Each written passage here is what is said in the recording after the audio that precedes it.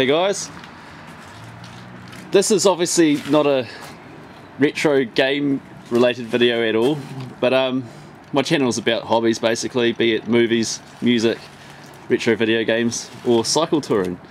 And this is one of my other passions, cycle touring, and I just was going to give you an insight into why I really love cycle touring and also my setup.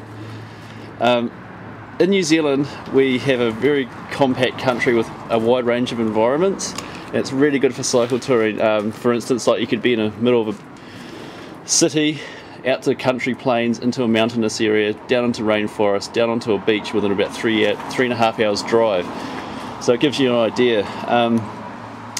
We do have aggressive drivers though, but that's a different story.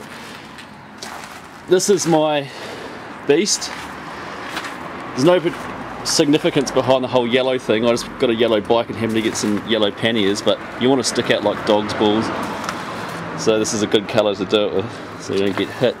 This is a Cannondale T800. Now you won't find any carbon on this. Touring bikes don't have carbon because they'll just crack with the panniers, but this is purely a workhorse. They're a bit of a different breed. Touring bikes have longer rear stays. Sorry, I'm carrying an umbrella at the same time as holding my camera because it's actually drizzling out here. So as to not, when you pedal you won't clip your bags. So it's a longer wheelbase, a more upright sitting position than you would on a typical road bike. But you'll notice it's got road bars, drop bars for different hand positions, etc. And the gearing's easier to use.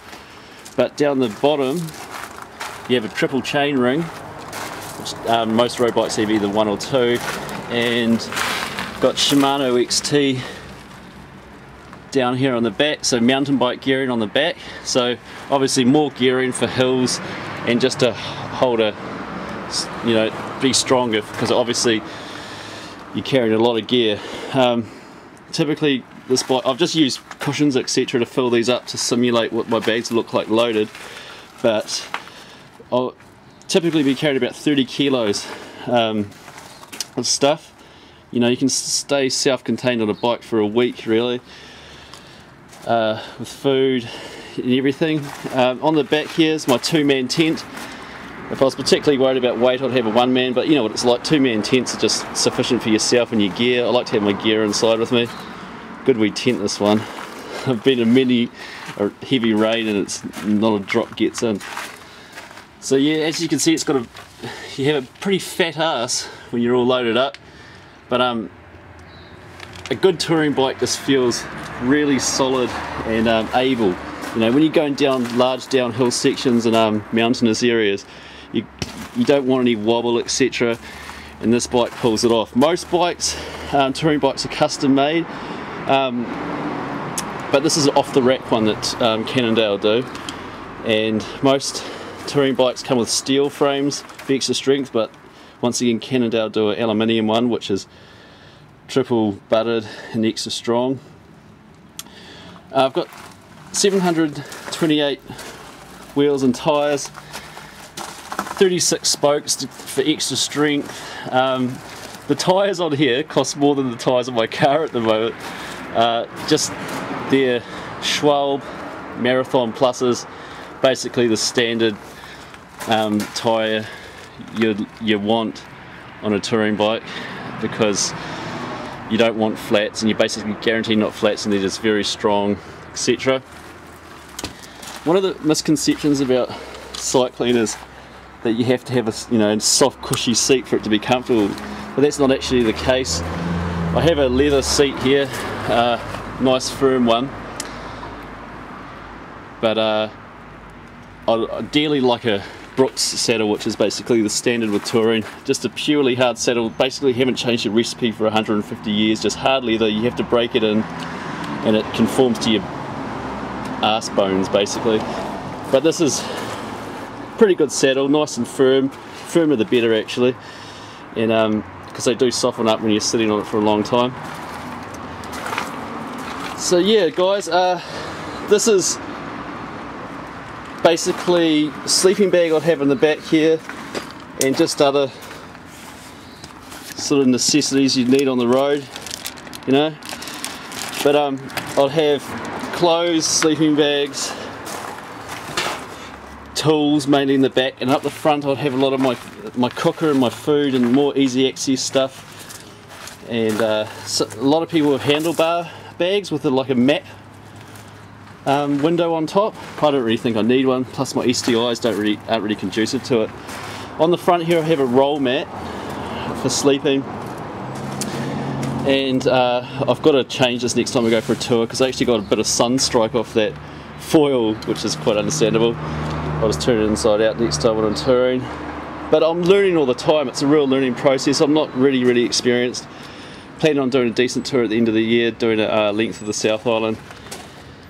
And it's a real art packing your bag, you know. You've got to get the weight ratios right, heavier at the back, lighter at the front, and as you go through your food you sort of adjust your weights and just the way you pack things so you're not digging things out when you don't need it. It just goes on and on, but that's what I love about cycle touring. I love the technology side of it, relying on your gear, tinkering. I've got lots of little tools and the whole sort of that factor, and the whole self-reliance and adventure, you know, like not going on a round trip, you're just heading off and you don't know where you're going to stay. It's really cool for like when you're cycling, you can really scope out some good spots to go camping and stuff, heaps of stealth camping, jump fences and bush areas on people's properties, you know, that sort of stuff. It's just an excellent way to get around. I look forward to going overseas and doing a bit of touring. Yeah, and so it's those factors, you know. Yeah, sort of busy lives, we hardly ever get to go away, go camping, and this sort of encompasses all that, you know. You get to see scenic areas, you get to go camping, you get to have a toy, you know. That's why I like it. So that's my touring setup, and at the end of the year, if I am prepared to go for the length of the South Island tour, I'll show you my process of what I'm actually packing into my bags. And so that'll be a good indicator of how to go about getting into cycle touring, and I really recommend it. It's a great way to see things and get around, as I said. I'll just show you some of my tools, sort of necessities that you take on the road. This is a chain whip. Whoosh, it's not what you think. That's for taking off your rear cassette if you break a rear spoke, which luckily I haven't done yet. It's a real involved process, but if you break a front spoke, it's not too much of a big deal. Here's some spare spokes. Luckily I haven't yet. I've had some close calls. I've had bungee cords get stuck in my front hub and bend spokes, etc., but I haven't had anything snap on me as yet. Touch wood. Cable ties, just the best things in the world, aren't they? 1,000,001 uses. Spare chain, bottom bracket tool, another essential chain breaker. If you break a chain, you just put another link in and put it in with this. Levers for changing tyres, spare shoes, little pump, and I've had a couple of gas cookers in my time, but this is the best, man. I got this Coleman Peak 1, and they're specialised for starting up in cold weather, and I just love this thing. It's one of the old school, it's not old school, but it's the old school design, like they've gone back to it, like the manual where you pump it up to keep the compression rather than buying those individual canisters and you just chew through them. I like this system much better, and great wee cooker. So yeah, it's just all this cool stuff. It goes on, you know. I've still got to, as I said, I'm still learning, and I'll just show you over here my garage. This is my girlfriend's bike. She's just got it. I want to get her into touring. She's keen, but just sort of easing her into it, going for sort of short trips, because a lot of people get put off cycling if you push them into it. It's just it's a good wee bike. It's a Mongoose Randonneur, and she's just got a rear rack and smaller bags, but that's all she'll need, because I'll carry the lion's share if we do go on a decent trip. So yeah, guys, that's that. Hope you enjoyed that, and I look forward to maybe talking about some more aspects with you. I'm open to discussion. Any questions you want to ask, feel free. I'll catch up soon. See ya.